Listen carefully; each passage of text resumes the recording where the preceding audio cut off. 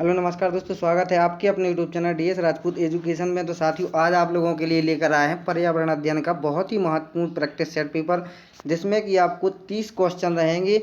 कितने 30 क्वेश्चन आपके होने वाले हैं। तो 30 ही क्वेश्चन आप लोगों को शुरू से अंत तक जरूर देखना है। साथियों, ये question UP TET, super TET, aided स्कूलों में जो वैकेंसी निकली हुई हैं उनमें भी ये क्वेश्चन पूछे जाते हैं, और साथ ही साथ आपके टीजीटी पीजीटी इनमें भी ये क्वेश्चन पूछे जाते हैं। तो आशा करूंगा कि आप लोग शुरू से अंत तक जरूर देखेंगे, और अगर वीडियो अच्छी लगे तो लास्ट में ज़रूर लाइक कर देना, और हो सके तो चैनल को सब्सक्राइब भी कर लेना।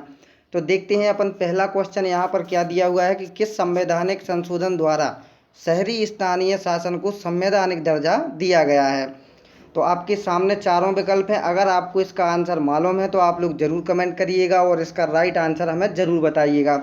पहला ऑप्शन दिया हुआ है 72वां, 73वां, तीसरा ऑप्शन है 74वां और चौथा ऑप्शन है 71वां। तो कौन सा जो संशोधन था जिसमें कि शहरी स्थानीय शासन को संवैधानिक दर्जा दिया गया था। तो आशा करता हूं कि आप लोग इसका ज़रूर कमेंट देंगे और आपने इसका राइट आंसर दे भी दिया होगा। तो साथियों, चलते हैं, इसका जो राइट आंसर होगा वो हो जाएगा आपका तीसरा वाला विकल्प। 74वां जो संविधान संशोधन था उसमें शहरी स्थानीय शासन को संवैधानिक दर्जा दिया गया था। ठीक है, तो इसके बारे में थोड़ा सा देख लेते हैं कि 74वां जो संविधान संशोधन है उसको शहरी स्थानीय शासन को संवैधानिक दर्जा दिया गया था। इस संविधान संशोधन द्वारा एक नया भाग जो था 9 का वो जोड़ा गया था। ठीक है, इसके अंतर्गत अनुच्छेद 243 पी से 243 जेड तक जेड जी समाविष्ट किया गया था। ठीक है, ये था जो वो था 12वीं अनुसूची को जोड़ा गया था। ठीक है, इसमें 12वीं अनुसूची को जोड़ा गया था। तो आप लोग इसके संबंधित जितने भी क्वेश्चन थे वो सभी समझ गए होंगे। इसका राइट आंसर आपको बता दिया गया है, तीसरा ऑप्शन।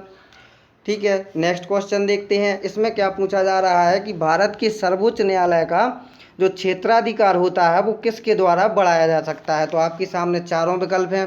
पहला ऑप्शन है भारत की राष्ट्रपति द्वारा, दूसरा ऑप्शन है संसद द्वारा प्रस्ताव पारित करके, या तीसरा ऑप्शन है संसद द्वारा विधि बना करके, या चौथा ऑप्शन जो आपके सामने है वो भारत के मुख्य न्यायाधीश से परामर्श करके राष्ट्रपति द्वारा जो है वो न्यायालय का क्षेत्राधिकार बढ़ाया जा सकता है। तो क्या हो जाएगा इसका राइट आंसर? आपको अगर मालूम है तो आप लोग ज़रूर कमेंट करिएगा।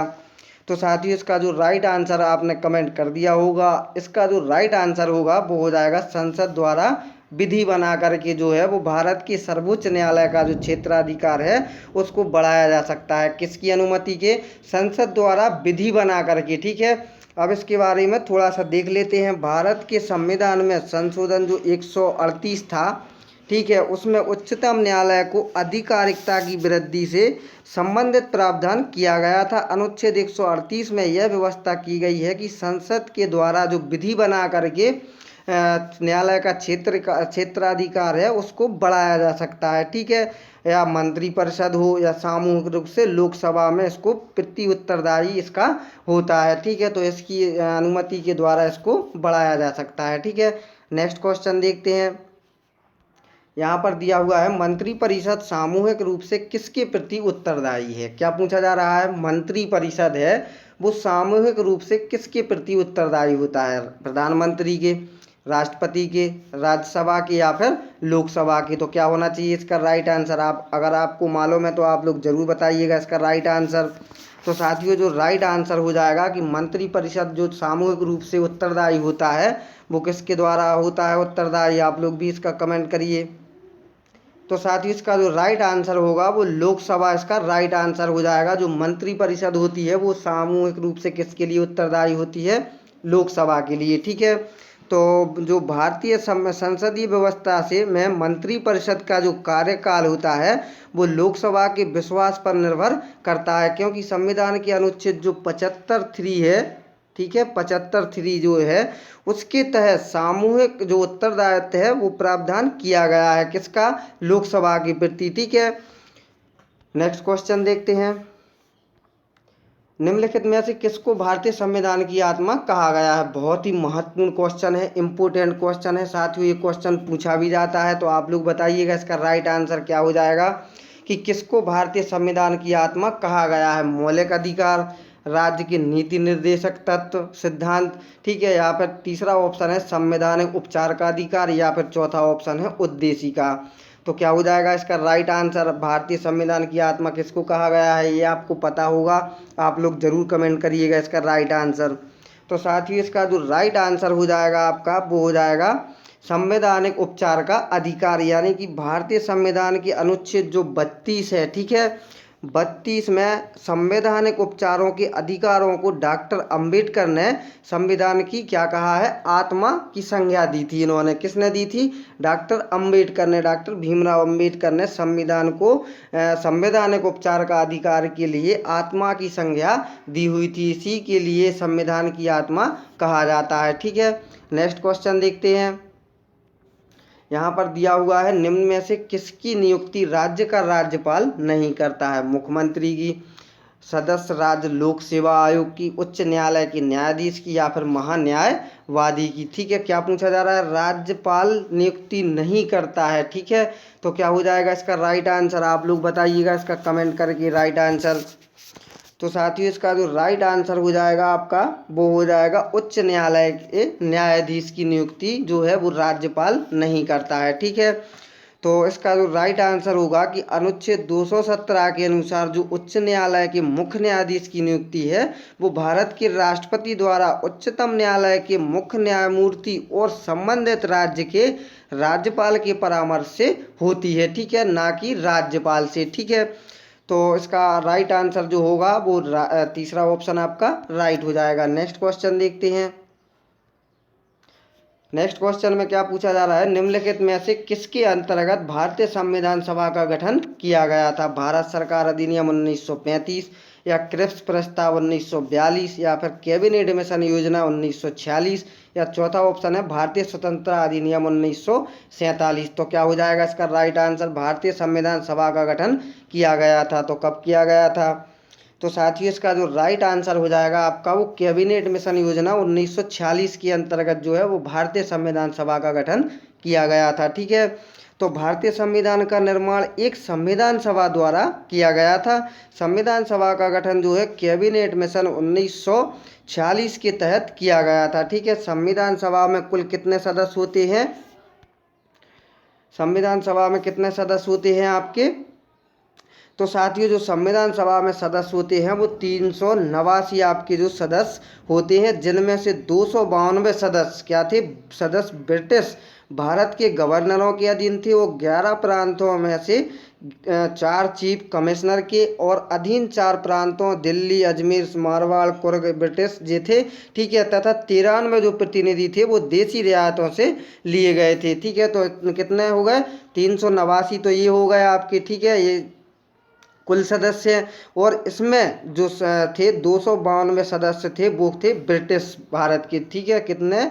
292। वो जो 4 चीफ थे, ठीक है, और 4 प्रांतों के थे, ठीक है। और नेक्स्ट जो था वो 93 जो प्रतिनिधि थे वो देसी रियायतों के लिए चुने जाते थे। कितने? 93। तो आपके टोटल मिला के हो जाएंगे 389, ठीक है।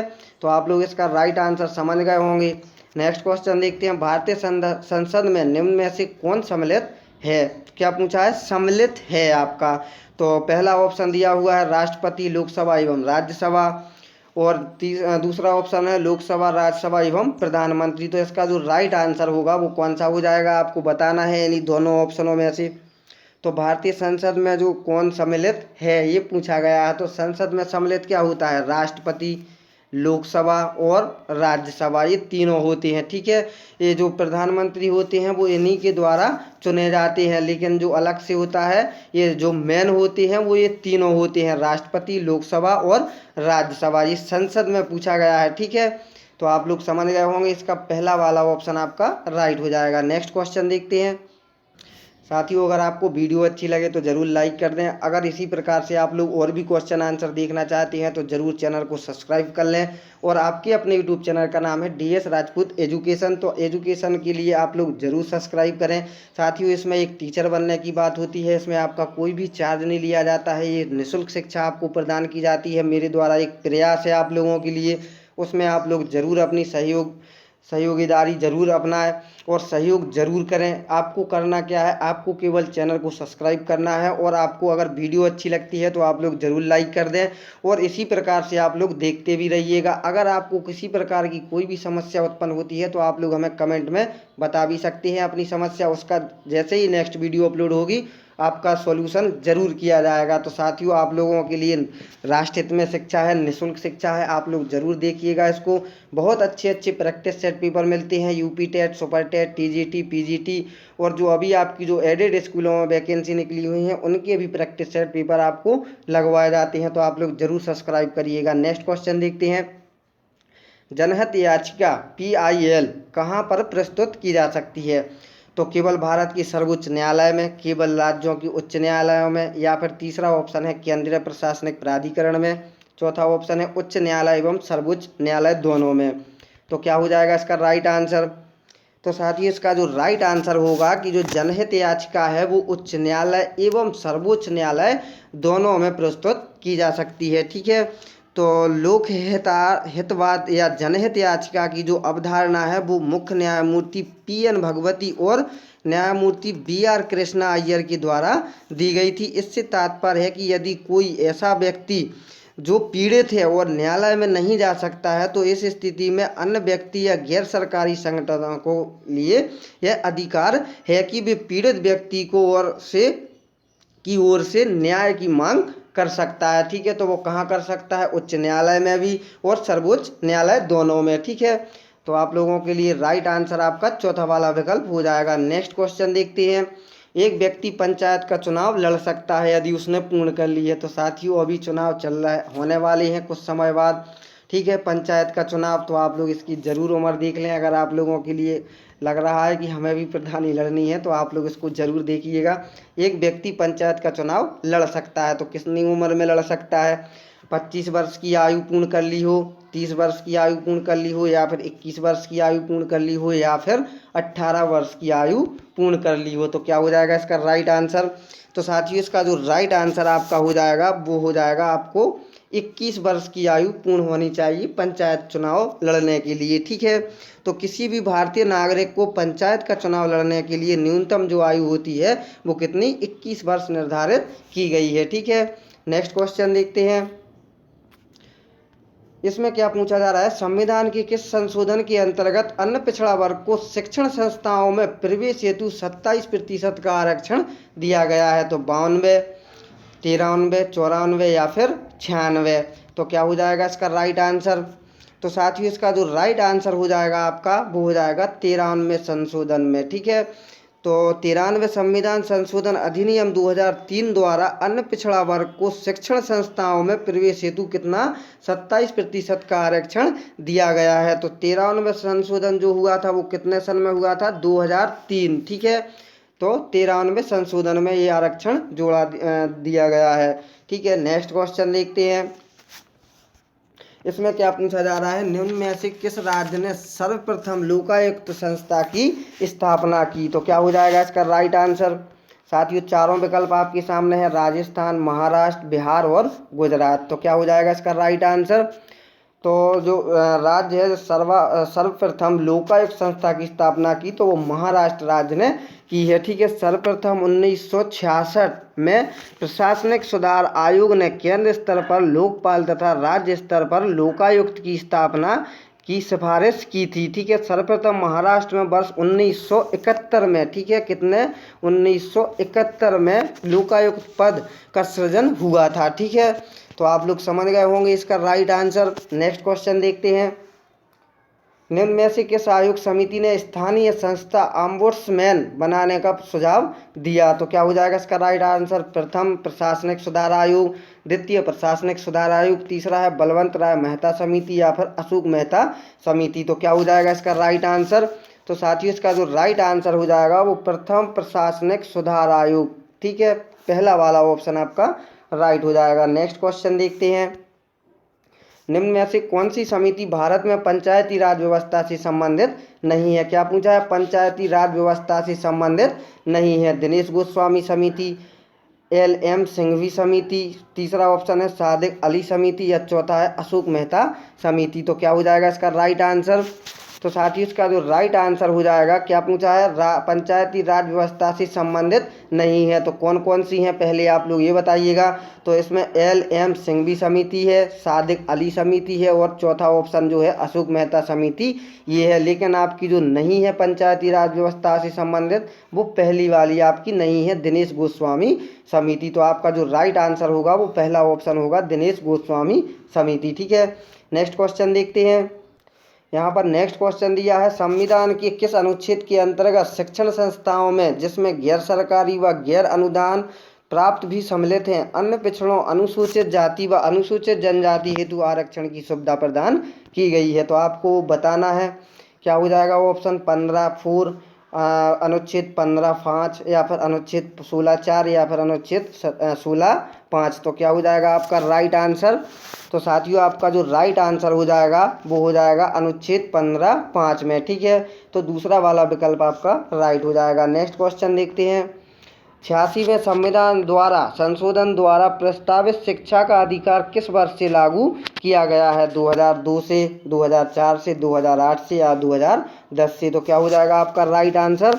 तो साथियों आपका जो राइट आंसर हो जाएगा वो हो जाएगा 2010 से। ठीक है, संविधान के 86वें संशोधन अधिनियम 2002 द्वारा एक नया अनुच्छेद 21 का, ठीक है, 21 का जोड़कर शिक्षा के अधिकार को मूल अधिकार में सम्मिलित किया गया है। इसके अंतर्गत 6 से 14 वर्ष की जो आयु के बच्चे थे उन बच्चों के लिए निःशुल्क एवं अनुवार शिक्षा का प्रावधान किया गया है, जो कि जो लागू हुआ था वो 1 अप्रैल 2010 से, 1 अप्रैल, ठीक है, 1 अप्रैल 2010 से ये लागू किया गया है। ठीक है, आप लोग समझ गए होंगे क्या जोड़ा गया था, 21 का, और लागू कब किया गया था, 1 अप्रैल 2010 से। इसमें 21 का में क्या था, 6 से लेकर के 14 वर्ष तक के बच्चों को निःशुल्क शिक्षा का प्रावधान किया गया था, और अनुवार शिक्षा का भी। ठीक है, नेक्स्ट क्वेश्चन देखते हैं।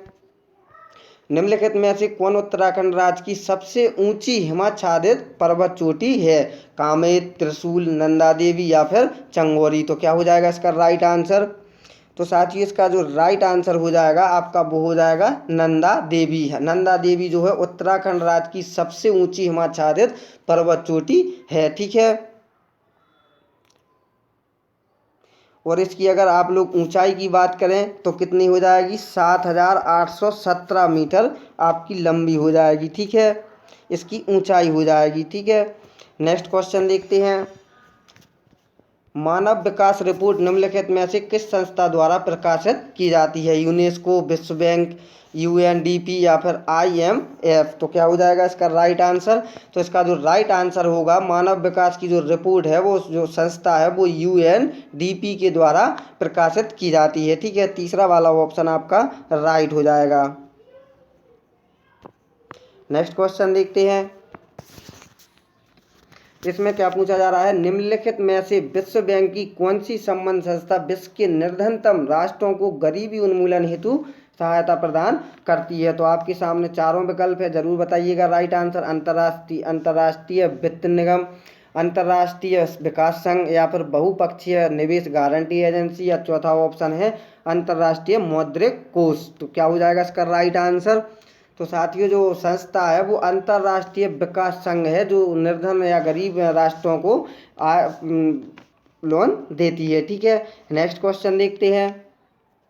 निम्नलिखित में से कौन सा राज्य भारतवर्ष में रबर की खेती के लिए प्रसिद्ध है। तो रबर की खेती के लिए कौन प्रसिद्ध है, कर्नाटक, उड़ीसा, आंध्र प्रदेश, या फिर केरल। अगर आपको आंसर मालूम है तो जल्दी से बताइएगा इसका राइट आंसर कमेंट करके। तो साथियों इसका जो राइट आंसर हो जाएगा, रबर की जो खेती होती है वो केरल राज्य में होती है। ठीक है, तो भारत में रबर के उत्पादन में केरल का एकाधिकार है, जो 90.63% रबर का उत्पादन करता है। कितने, 90.63%। ठीक है, आप लोग समझ गए होंगे। अगर परसेंटेज पूछा जाए तो आपको वो भी बताना है, और राज्य पूछा जाए तो आपका केरल हो जाएगा। ठीक है, किसके लिए, रबर की खेती के लिए। नेक्स्ट क्वेश्चन देखते हैं। निम्नलिखित में से कौन एक राजकोषीय नीति का भाग है। ठीक है, उत्पादन नीति, कर नीति, विदेश नीति, या फिर ब्याज दर नीति। तो क्या हो जाएगा आपका राइट आंसर। तो साथियों इसका जो राइट आंसर होगा वो कर नीति आपका राइट आंसर हो जाएगा। ठीक है, नेक्स्ट क्वेश्चन देखते हैं। साथियों अगर आपको प्रैक्टिस सेट पेपर अच्छा लगे तो ज़रूर लाइक कर दें। अगर आपने अभी तक चैनल को सब्सक्राइब नहीं किया है तो चैनल को ज़रूर सब्सक्राइब कर लें, बगल वाले बेल आइकन को प्रेस कर लें। उससे क्या होगा, जैसे ही कोई वीडियो अपलोड होगी आपका उसके लिए नोटिफिकेशन तुरंत मिल जाएगा और आप लोग उसको देख पाएंगे। इसलिए आप लोग सब्सक्राइब करने के साथ साथ बेल आइकन को भी ज़रूर दबाइएगा, ठीक है। नेक्स्ट क्वेश्चन देखते हैं। भारत सरकार द्वारा बीमा नियामक एवं विकास प्राधिकरण की स्थापना की गई थी अप्रैल 2000 में, अप्रैल 2001 में, या अप्रैल 2002 में, या अप्रैल 2003 में? तो क्या हो जाएगा इसका राइट आंसर? तो साथियों इसका जो राइट आंसर हो जाएगा, भारत सरकार द्वारा बीमा नियामक एवं विकास प्राधिकरण की जो स्थापना की गई थी वो अप्रैल 2002 में की गई थी, ठीक है। नेक्स्ट क्वेश्चन देखते हैं। एक कार्बन क्रेडिट समतुल्य है, तो इन चारों विकल्पों में से क्या हो जाएगा आपका राइट आंसर? आप लोग बताइएगा।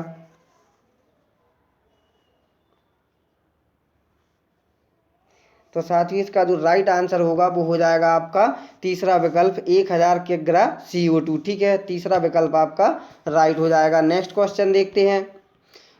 किसी निश्चित क्षेत्र में प्राणियों की संख्या की सीमा जिसे पर्यावरण समर्थन कर सकता है वो क्या कहलाती है? जनसंख्या, वहन क्षमता, संख्या, या जैव द्रव्यमान का प्रामाण्य, या फिर उपर्युक्त में से कोई नहीं? तो क्या हो जाएगा इसका राइट आंसर?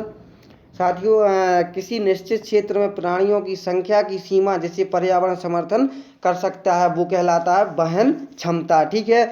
दूसरा वाला ऑप्शन आपका राइट हो जाएगा। नेक्स्ट क्वेश्चन देखते हैं। बैसिलस थुरिनजिएंसिस का उपयोग होता है, थुरिनजिएंसिस का उपयोग होता है, ठीक है। जैविक खाद में, जैविक कीटनाशक में, रासायनिक खाद में, या फिर रासायनिक कीटनाशक में? क्या हो जाएगा इसका राइट आंसर? तो साथियों इसका जो राइट आंसर हो जाएगा वो हो जाएगा जैविक कीटनाशक में इसका उपयोग होता है, ठीक है। नेक्स्ट क्वेश्चन देखते हैं। निम्नलिखित में से कौन सी गैस ग्लोबल वार्मिंग के लिए ज़्यादा जिम्मेदार है? तो पहला ऑप्शन है नाइट्रोजन, मीथेन, कार्बन डाइऑक्साइड, या कार्बन मोनोऑक्साइड? तो क्या हो जाएगा इसका राइट आंसर? क्या पूछा है? ग्लोबल वार्मिंग के लिए जिम्मेदार है, तो इसका आंसर आपको पता होगा, आप लोग ज़रूर बताइएगा। तो साथियों जी हाँ, बिल्कुल सही आपने कमेंट किया है, कार्बन डाइऑक्साइड ही इसका राइट आंसर आपका हो जाएगा। जो कार्बन डाइऑक्साइड है वो गैस ग्लोबल वार्मिंग के लिए सबसे ज़्यादा जिम्मेदार है, और ये सबसे अधिक जो निकलती है वो वाहनों के द्वारा इसको निकाला जाता है या निकलती है, ठीक है। नेक्स्ट क्वेश्चन देखते हैं। कौन सा विटामिन खून का थक्का बनाने के लिए चाहिए? तो थक्का बनाने के लिए कौन सा चाहिए? Vitamin A, vitamin C, vitamin E, या फिर विटामिन के? तो क्या हो जाएगा आपका राइट आंसर? तो साथियों इसका जो राइट आंसर होगा वो विटामिन के थक्का बनाने के लिए महत्वपूर्ण होता है। विटामिन के खून का थक्का बनाने में महत्वपूर्ण योगदान देता है। विटामिन के की खोज किसने की थी? डेनिस ने, ठीक है। किसने की थी? डेनिस ने। विटामिन के की खोज जो की थी वो वैज्ञानिक डेनिस के द्वारा की गई थी, ठीक है। नेक्स्ट क्वेश्चन देखते हैं। ग्रेट हिमालय राष्ट्रीय पार्क जिसे यूनेस्को ने विश्व धरोहर स्थल घोषित किया है वो कहाँ पर स्थित है? उत्तराखंड में, हिमाचल प्रदेश में, जम्मू कश्मीर में, या फिर नागालैंड में? तो क्या हो जाएगा इसका राइट आंसर? तो साथियों इसका जो राइट आंसर हो जाएगा वो हो जाएगा हिमाचल प्रदेश में। ग्रेट ब्रिटेन राष्ट्रीय पार्क जिसे यूनेस्को ने विश्व धरोहर स्थल घोषित किया है वो कहाँ पर स्थित है? हिमाचल प्रदेश में, ठीक है। तो ग्रेट ब्रिटेन जो हिमालय है राष्ट्रीय पार्क हिमाचल प्रदेश के कुल्लू जिले में स्थित है, ठीक है। इसे वर्ष 1999 राष्ट्रीय पार्क घोषित किया गया था। कब किया गया था? 1999 में, ठीक है। नेक्स्ट क्वेश्चन देखते हैं। क्या पूछा जा रहा है? अंतर्राष्ट्रीय अहिंसा दिवस मनाया जाता है, तो अंतर्राष्ट्रीय अहिंसा दिवस कब मनाया जाता है? 10 दिसंबर को, 30 जनवरी को, 2 अक्टूबर को, या फिर 23 मार्च को? तो कब मनाया जाता है अंतर्राष्ट्रीय अहिंसा दिवस? तो साथियों इसका जो राइट आंसर होगा वो हो जाएगा आपका 30 जनवरी को अंतर्राष्ट्रीय अहिंसा दिवस के रूप में मनाया जाता है, ठीक है। अब साथियों जैसा कि आपको पता होगा कि थंबनेल में आपको दिख रहे थे 30 क्वेश्चन, तो साथियों 28 क्वेश्चन हैं और 2 क्वेश्चन जो हैं वो आपको उसका आंसर देना है। एक तो पर्यावरण दिवस कब मनाया जाता है, ठीक है। पर्यावरण दिवस कब मनाया जाता है इसका आपको कमेंट करना है। ये 29 क्वेश्चन है, ठीक है। और सॉरी दोस्तों, विश्व योग दिवस कब मनाया जाता है, योगा दिवस कब मनाया जाता है। ठीक है, तो आपको ये 2 क्वेश्चनों के आंसर आपको कमेंट करके बताना है। पहला पर्यावरण दिवस, ये पहला क्वेश्चन। दूसरा योग दिवस कब मनाया जाता है। ठीक है, तो ये आपको बताना है। दोनों क्वेश्चन आप लोग ज़रूर कमेंट करिएगा। अगर आप लोग पढ़ते हैं, आप लोग कमेंट करेंगे, बहुत अच्छा महसूस होगा। अगर वीडियो आप लोगों के लिए अच्छी लगी हो तो आप लोग ज़रूर लाइक कर दें। इसी प्रकार से आप लोग और भी वीडियो देखना चाहते हैं तो चैनल को ज़रूर सब्सक्राइब कर लें, बगल वाले बेल आइकन को प्रेस कर लें, ताकि जैसे ही कोई वीडियो अपलोड हो उससे नोटिफिकेशन आपको मिल सके। तो चलते हैं साथियों, मिलेंगे नेक्स्ट वीडियो में। जब तक के लिए जय हिंद, जय भारत, वंदे मातरम। तो खुश रहिएगा, स्वस्थ रहिएगा और ज़रूर पढ़ाई करते रहिएगा। अपना ख्याल ज़रूर रखना। धन्यवाद।